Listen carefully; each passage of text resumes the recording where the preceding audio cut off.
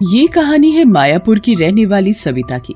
पूरा मोहल्ला उसे सविता भाभी के नाम से बुलाता है और उनका जबरदस्त आशिक है।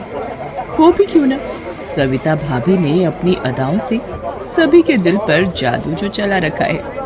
वो जिधर से भी गुजरती, उनकी अदाओं को देखकर सभी के मुंह से आहें भरते हुए एक ही बात निकलती, सविता भाभी को फुर्सत में बनाया गया है। आज सुबह सुबह सविता भाभी ऐसे तैयार हो रही थी जैसे कि उन्हें किसी शादी में जाना हो। उसके पति आलोकनाथ ने जब उसे इस तरह से तैयार होते देखा तो उसने उसे टोक भी दिया। अरे इतना तैयार होने की क्या जरूरत है, पास वाले जनरल स्टोर तक ही तो जाना है। आलोकनाथ की बात सुनकर सविता भाभी ने उसे घूर कर देखा और कहा, आप ज्यादा चबर चबर मत करो और मुझे मत सिखाओ कि मुझे कितना तैयार होना है कितना नहीं। खुद तो मंदिर के बाहर बैठे भिखारी की तरह रहते हो और चाहते हो कि मैं भी तुम्हारी तरह ही रहूं। सविता की बात सुनकर आलोकनाथ चुप हो गया। उसके बाद सविता ने सामान की लिस्ट ली और पप्पू जनरल स्टोर की तरफ चल पड़ी। मोहल्ले के वो लोग जो हमेशा उसे ताड़ते रहते थे, उसे देखते ही उसे सुनाते हुए बोले, आज तो सुबह सुबह ही सविता भाभी के दर्शन हो गए, पूरा दिन शानदार गुजरेगा। सविता भाभी उन लोगों की बातों को मुस्कुराते हुए सुन रही थी और पप्पू जनरल स्टोर की ओर बढ़ती चली जा रही थी। वो जनरल स्टोर पहुंची और मुस्कुराते हुए दुकान मालिक से कहा, गुड मॉर्निंग। अपने बही खातों में उलझे पप्पू ने जब सविता भाभी की आवाज सुनी तो अपने गंदे दांतों को निपोड़ते हुए उससे कहा, आज तो वाकई गुड मॉर्निंग हो गई सविता भाभी। सविता ने उसकी बातों का जवाब अपनी कातिलाना मुस्कुराहट से दिया। फिर सविता ने पप्पू जनरल स्टोर वाले को अपने साथ लाई सामानों की लिस्ट दी और उससे कहा, पप्पू भैया जरा मेरा सामान जल्दी से पैक कर दो, उनको ऑफिस जाना है। अरे सविता भाभी भैया मत बोलिए, पप्पू बोलिए ना, अच्छा लगता है। अरे वही पप्पू जी। जी नहीं, सिर्फ पप्पू। अच्छा बाबा पप्पू। आय हाय सविता भाभी, आपके मुंह से अपना नाम सुनकर कुछ कुछ होने लगता है। उसकी बातों को सुनकर सविता खिलखिलाकर हंस पड़ी।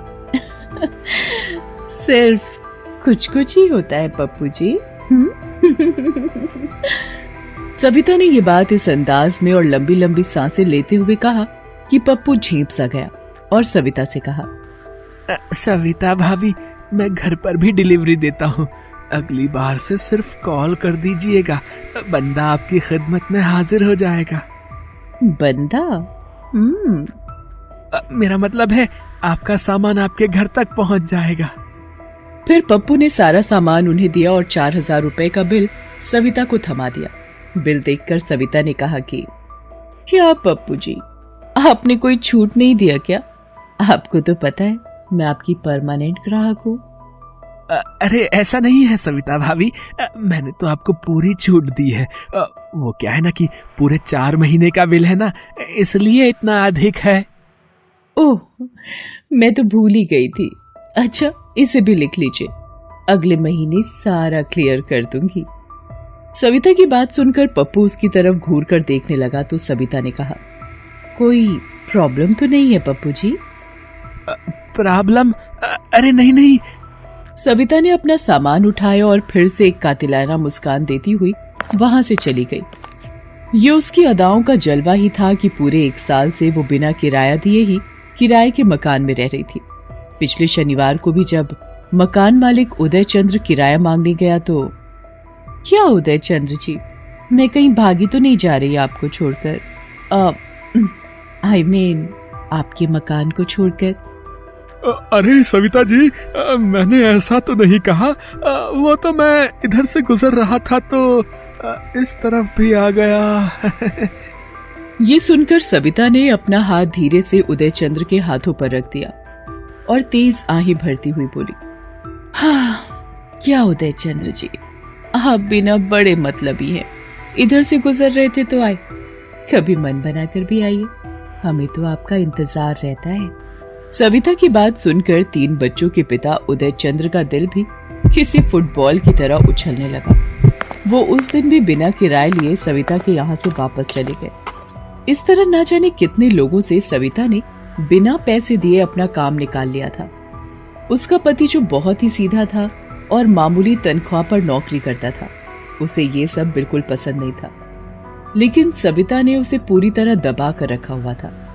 एक दिन की बात है, आलोकनाथ रात को अपने ऑफिस से लौट रहा था तो उसको मोबाइल पर किसी अननोन नंबर से फोन आया।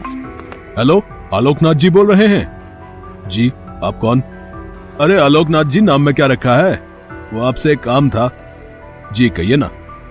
उसके बाद उस आदमी ने जो कहा उसे सुनकर आलोकनाथ को ऐसा लगने लगा कि वो कहीं जाकर अपना सिर पटक ले।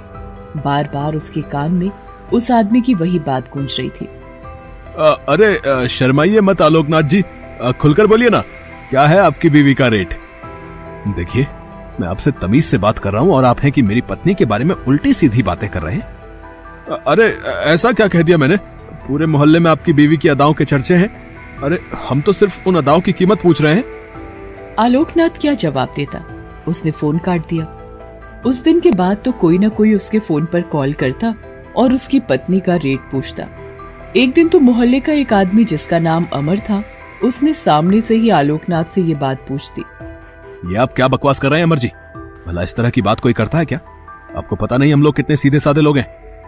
अरे किस बात पर इतना भड़क रहे हैं आप? हैं, मैंने ऐसा क्या गलत पूछ लिया? पूरे मोहल्ले के लोगों के साथ आपकी बीवी गुलछर्रे उड़ाती है, ये बात आपको पता नहीं है क्या? बड़े आए सीधे साधे लोग हैं। आलोकनाथ का सिर शर्म से जमीन में गड़ गया। उस दिन उसने तय कर लिया कि चाहे कुछ हो जाए, वो अपनी पत्नी से इस बारे में जरूर बात करेगा। घर पहुंचते ही उसने अपनी पत्नी से इस बारे में कहा और ये भी बताया कि लोग उसके बारे में क्या सोचते हैं। उसकी बातों को सुनकर सविता चिढ़ गई। आप भी ना बड़े नैरो माइंड के हो। अरे औरत किसी से हंसकर बात कर ले तो ऐसा क्या गुनाह कर दिया? सविता, बात ये नहीं कि तुमने हंसकर बात की, बात ये है कि तुम्हारी हंसी का क्या मतलब लगाया जा रहा है। जिसको जो मतलब लगाना है लगाने दो। और हाँ, मेरी इस हंसी के कारण पूरे 1 साल से बिना किराया दिए इस घर में रह रहे हो। राशन वाले को राशन का पैसा नहीं देना पड़ता, दूध वाला भी फ्री में दूध दे रहा है। अगर मैं इस तरह ना हंसू बोलूं तो तुम्हारी मरियल तनख्वाह में तो सूखी रोटी भी नसीब ना हो, और छत की बात तो दूर ही समझो। सविता, जिसकी जितनी चादर हो उतना ही पैर फैलाना चाहिए। माना कि मैं कम कमाता हूं, लेकिन इतना भी कम नहीं कमाता कि तुम्हें पेट भर ना खिला सकूं। प्लीज तुम ये सब करना छोड़ दो, इससे तुम्हारी बदनामी होती है। देखिए, आप अपना लेक्चर बंद करिए और मुझे जो करना है करने दीजिए, नहीं तो मैं घर छोड़कर चली जाऊंगी। आलोकनाथ अपनी पत्नी को बहुत प्रेम करता था। वो उसकी भलाई चाहता था, लेकिन वो तो अपनी धुन में रहती थी। हालांकि उसकी पत्नी ने कभी कोई गलत काम तो नहीं किया था, लेकिन उसकी छवि गलत बन गई थी। लेकिन उसे पता नहीं था कि एक दिन उसकी यही छवि उसे कितना शर्मसार करने वाली है। एक दिन जब वो घर में अकेली थी, तभी 2 लोग उसके घर का दरवाजा खटखटाने लगे। उसने दरवाजा खोला तो 2 अनजान लोगों को दरवाजे पर खड़ा देखा। वे दोनों नशे में थे। यहाँ कोई सविता रहती है क्या? मैं ही हूँ सविता, बोलिए क्या काम है?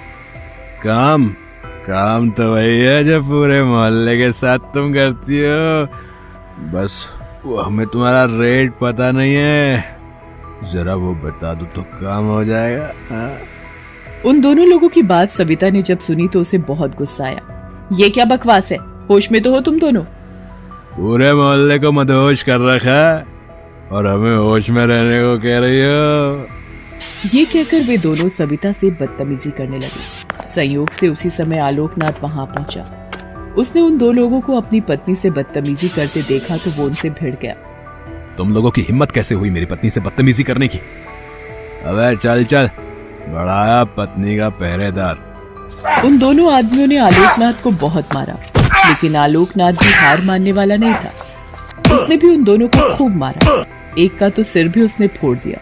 उसने भी गुस्से में आकर आलोकनाथ को चाकू मार दिया। उसके बाद दोनों भाग गए।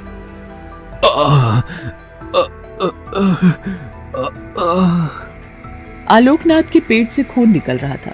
कराते कराते वो बेहोश हो गया। सविता ने जब ये देखा तो तुरंत उसे लेकर अस्पताल पहुंची। डॉक्टरों ने उसका इलाज शुरू किया। पूरे 48 घंटे बाद वो होश में आया। जब उसे होश आया तो सविता उसके पैरों के पास बैठी हुई थी। उसकी आंखों से लगातार आंसू बह रहे थे। मुझे माफ कर दीजिए जी, मैंने कभी आपकी बात नहीं सुनी, अपनी ही मस्ती में मस्त रही, आपका अपमान किया और आपकी बेइज्जती भी कराई। लेकिन मुझे नहीं पता था कि मैं उस बारूद में आग दे रही हूँ जो कल मुझे तो झुलसाएगा ही, आप भी उसकी चपेट में आ जाएंगे। सविता, जो बीत गई उसे भूल जाओ और नया जीवन शुरू करो, क्योंकि बीते को याद करते रहने से वर्तमान खराब होता है। तुम मेरी पत्नी थी, हो और सदा रहोगी। मैं तुमसे प्यार करता था, करता हूं और सदा करता रहूंगा। यह सुनकर सविता ने अपने पति को गले से लगा लिया